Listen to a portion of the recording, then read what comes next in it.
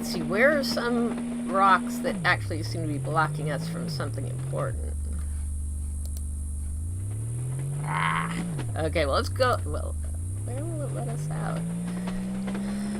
I don't know, and I don't like that it doesn't... that we're not allowed to get out wherever we want. Okay, stop here. Okay, let's go look at that tunnel. I wonder if, like, it turns out we've got actually a ridiculously huge hitbox. Okay. Alright, there's the projector. Okay. Alright, now, that was for us to practice on. This whole level is like the practice level, so where are some rocks that were blocking something we wanted to do? Guess we can drive this around. Might be. Is it faster to run or to drive this around looking for rocks? Well, I want to take this thing with us. Okay.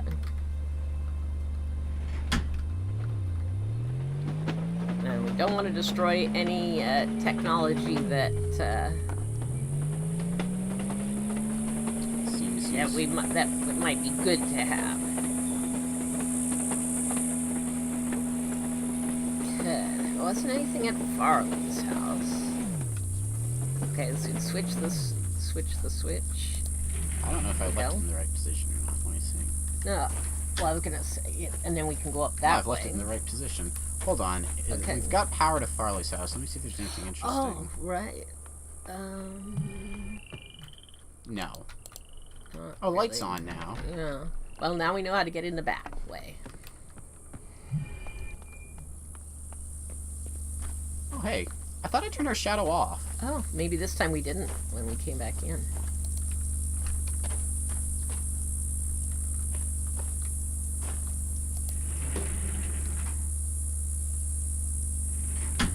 Okay, what about over to the left here? Oh, I guess I didn't. I thought I had it switched correctly. No, we hadn't switched at all, because we came this way. Yeah, so but I thought I'd left switched. it in the right position. Well, then we wouldn't have been able to get here if it had been in a different position.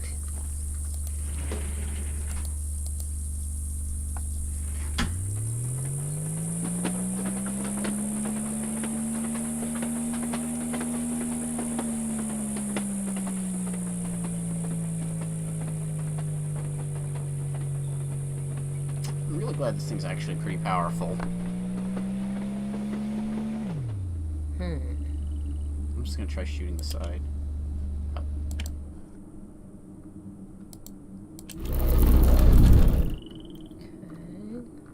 Oh, hey, it is showing things.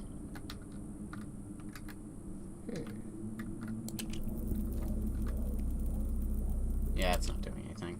Okay, alright. Oh. Now let's go back all the way to, Hold on, I want to poke around. Okay. Okay, so shooting stuff doesn't help out here. Was the force field still there? Yeah. Okay. So you can see from the, like, disrupty bits. Okay. Distorted bits. Okay, That's if we pull backwards to Farley's house, then we'll be going straight when we leave Farley's. Frontwards when we leave Farley's house. No, we'll be going backwards when we leave Farley's house.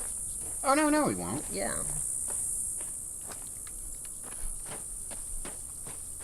We're going back asswards. Yeah. Is there any other knobs that let us rotate on the carriage here, maybe? No, the turret seems to actually be,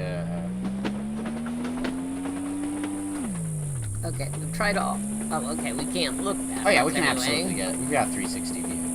Okay. Alright, stop. And switch the switch.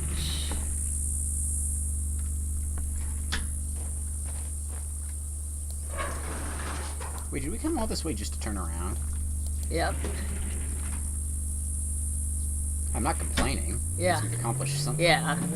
Yeah, there's a lot of can be a lot of back and forthing in a miss game. Okay, we're coming to another switch. Oh no, we're just crossing. We can't go that way from here.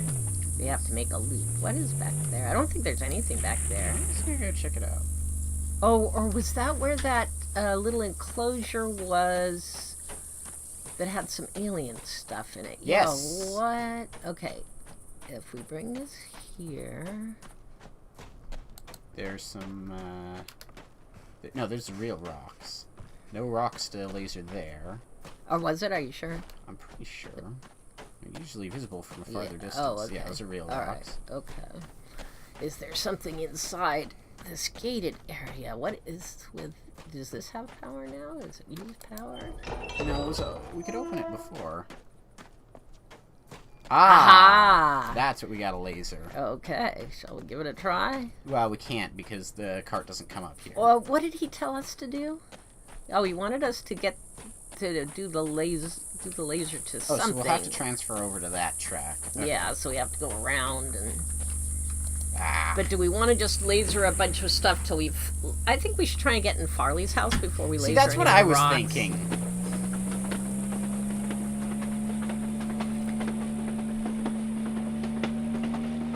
Now, if we wanted to go turn, we'd have to use one of these switches. But let's go back to the water. How close to the waterfall will this train take us?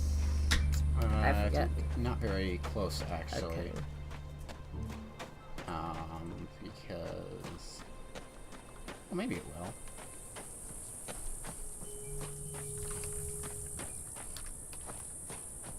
Okay, Wait, well, so if we transfer onto this track, and we go straight into a fence. Okay.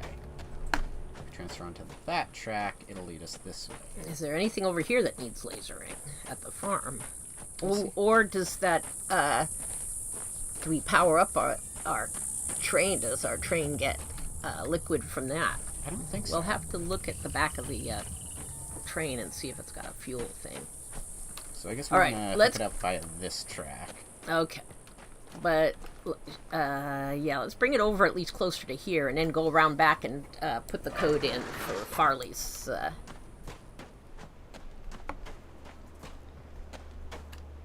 Yeah, that's right.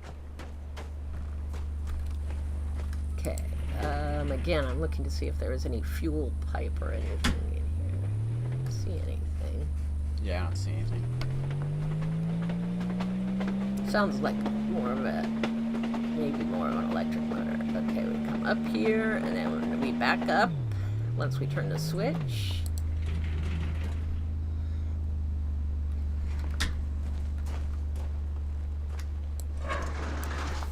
I don't want to do exactly what CW says till, Yeah, until we know what's going on. yeah. Oh, face the other way. Okay. I already said this one. Okay.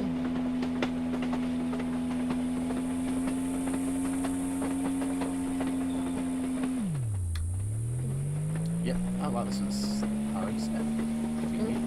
I must have done that while I wasn't. Well, maybe when we get... Wait a minute. Oh, hey. Are these real or fake? Those are real, I think. I guess this is the end of the line. Now, it could be also, there may come a time when we're supposed to, let's see, do the switch? Yes. There may come a time when we're supposed to turn off all of the, speaky things. That is possible. I'm doing this one. You have to do this and this. I like how the switch doesn't let you trap yourself. Yeah.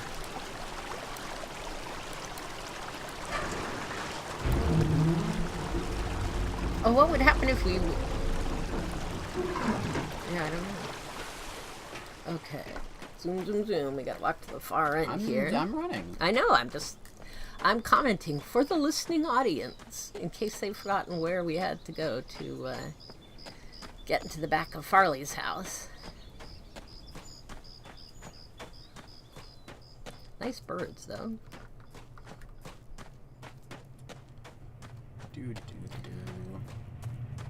So are you thinking we need to focus one of the lasers on the panels of this thing? No. Okay. I think those are the focus panels. I think the focus panels are already focusing. Okay. Okay.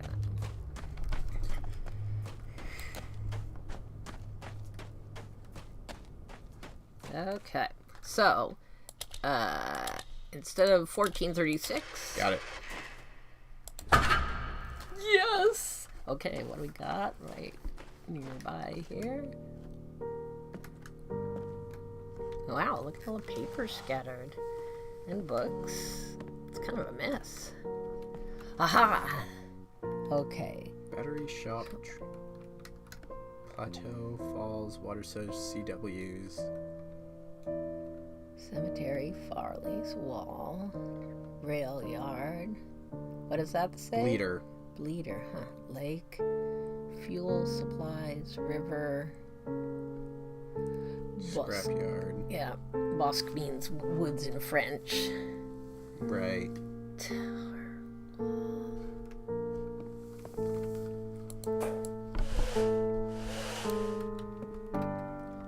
15. Let me draw this thing.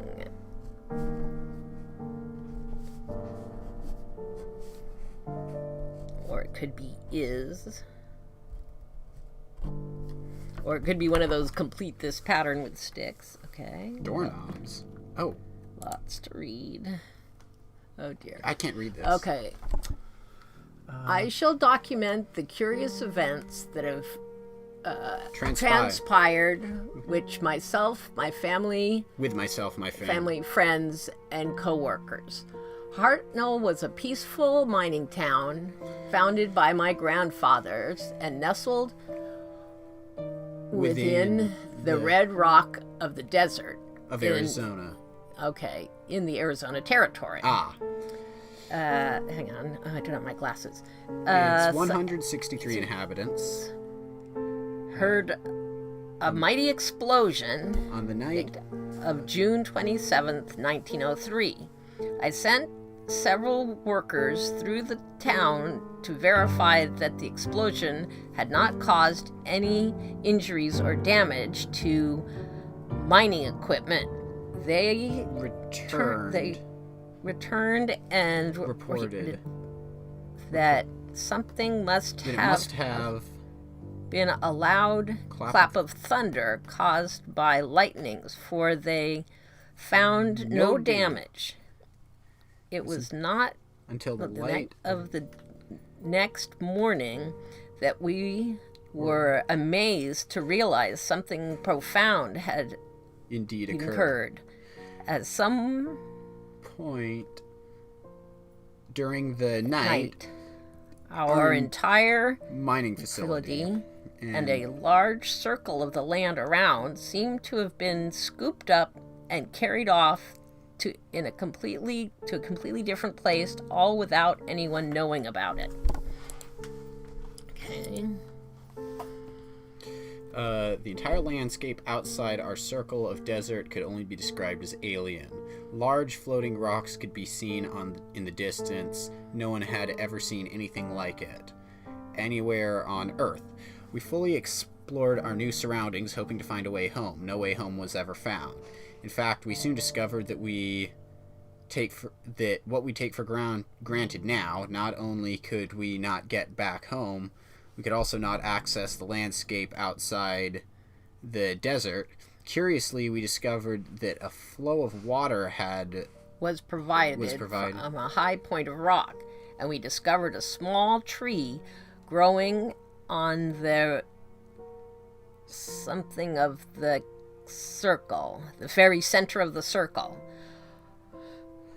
Our central tree that is so important to our lives here was just a mere sapling back then.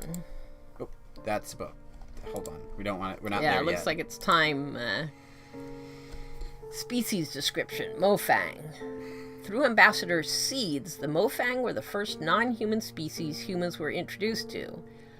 Anne Liang was the first to call the alien a Mofang, impressed with their advanced ability to imitate our sounds, movements, and mannerisms. Although they have a name for themselves, their language is mostly unpronounceable by humans. As a result, and because of their mimicry abilities, communication with the Mofang is primarily accomplished by their learning human languages rather than humans learning to speak Mofang. They've been able to learn almost every human language represented in Hunrath, enough to provide functional, if rudimentary, communication. The Mofang basic external morphology is remarkably humanoid. Bilateral symmetrical tetrapods, bipedal head with anterior facial features, mouth, eyes, nostrils. Other external features include minimal body hair and raised dorsal protrusions. Constitution is somewhat frail due to apparently to their thin and lightweight internal structure, but internal investigation has not been possible. They have ample cranial space to account for a substantial brain, and their intelligence is impressive as evinced by their advanced technology. Alien. Alright. After a certain level of maturity and health of the tree, a passage opened at its base. This passage allowed contact with 2 additional species. The first contact was with the Ari. The first contact revealed the Ari to be large beetle-like insects. Oh, have we not seen that was some probably flying the thing around? we saw. We were unable to communicate directly with them in any way, but they appeared to have some rudimentary level of intelligence. It was Lorinc Toth who first made the journey through the heart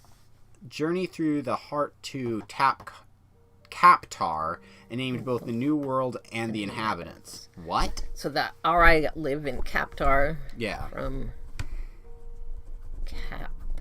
The Ari have 3 distinct variants that have come to be referred to as barnacle, beetle, and polyarch.